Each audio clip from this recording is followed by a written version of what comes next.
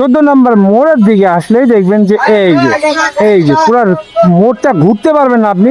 কতগুলো এই যে টেসলা আছে, টেসলাদের জন্য পুরো রাস্তার অর্ধেকটা ধরে এই টেসলাদের দখলে থাকবে। আর যে যেভাবে পারবে সেইভাবে চালাবে। আর এইখানে দেখেন যে ট্রাফিক পুলিশ আছে, বাট এদের কোনো ভাই এইভাবে চালায় কেউ? এইভাবে সামনেতে যায়? মানে আসলে এই যে তরুণ সমাজের যে কি অবস্থা হবে সেটা আসলে আমরা মানে জানি না। কারণ যেভাবে করে এই যে চলতেছে, এটা ছাত্রী, এটা হলো সাইকেলের ছাত্রী আর কি। এদের হাতে বাইক দিলে তো শেষ। মনে করেন যে মানুষ 200 মাইলে তারপর যাবে গা।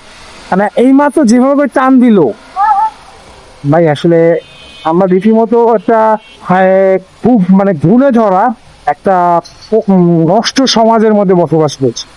আর এই নষ্ট সমাজের ভিতরে আমাদের মানে সাধারণ যারা আছি আমরা তারা সে টিকে থাকাটা খুবই মুশকিল।